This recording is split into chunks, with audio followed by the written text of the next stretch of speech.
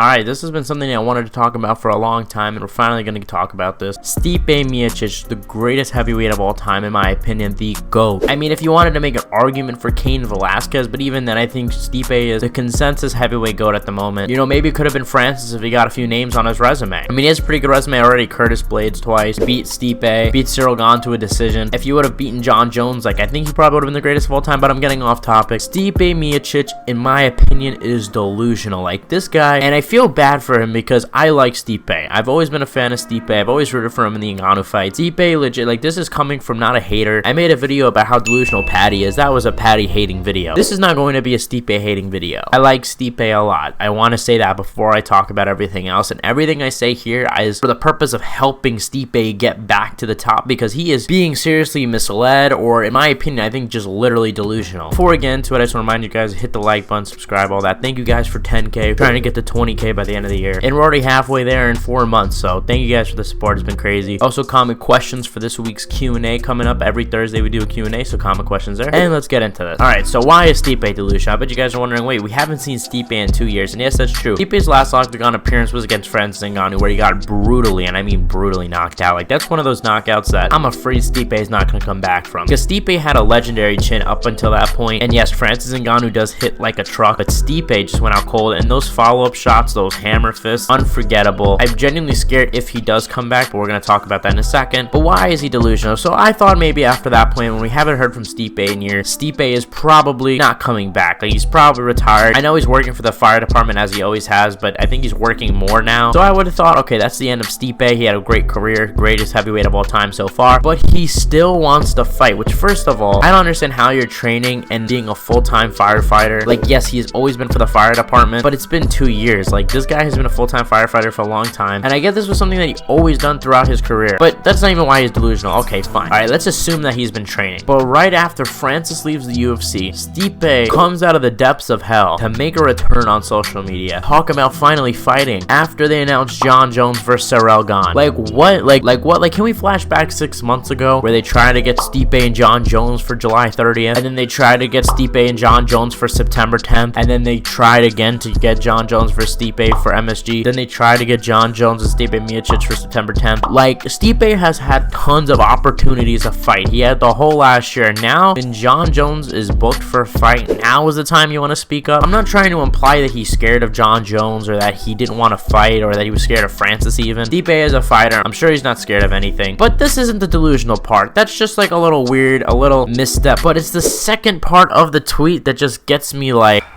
Stipe decides to tweet, March 4th sounds good. I'll get the winner in July.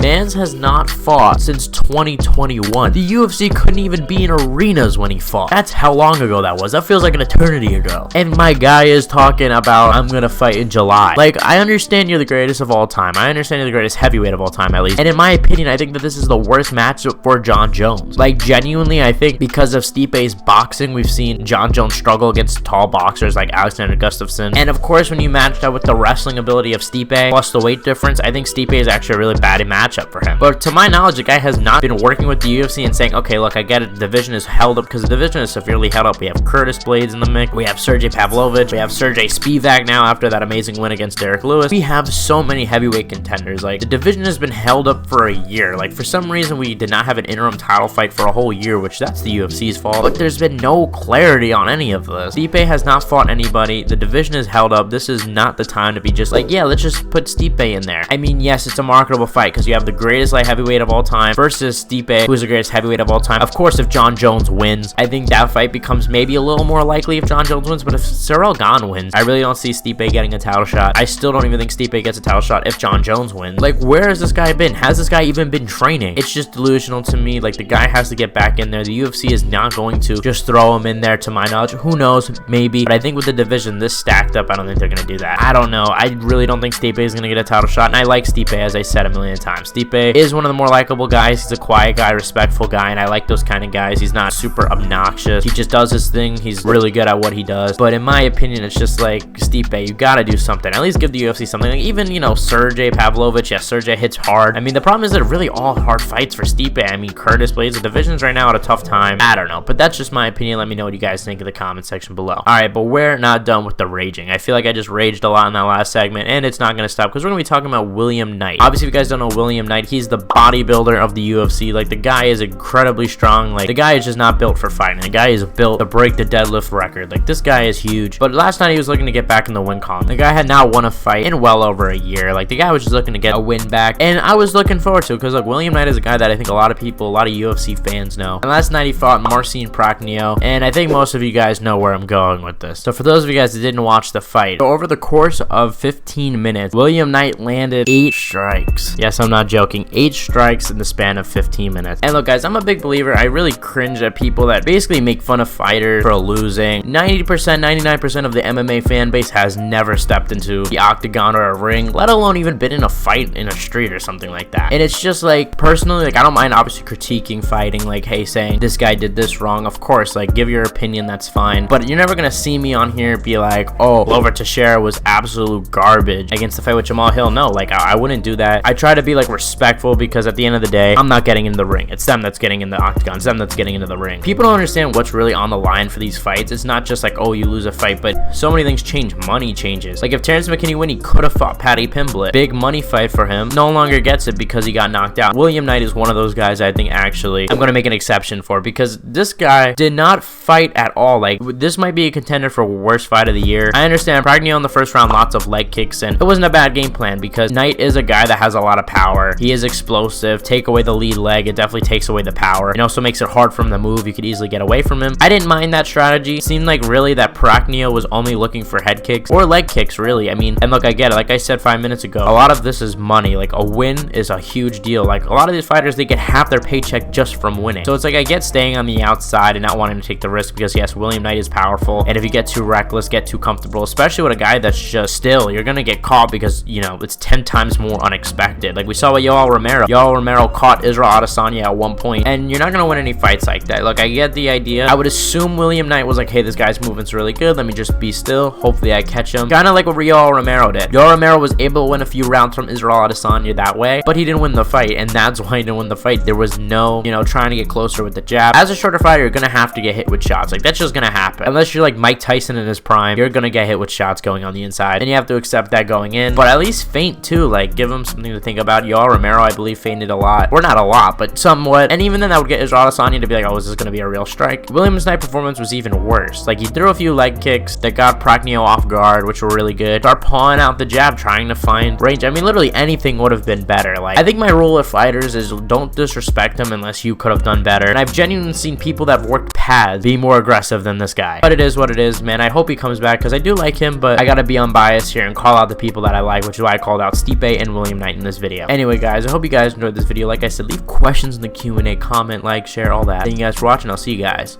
in the next one.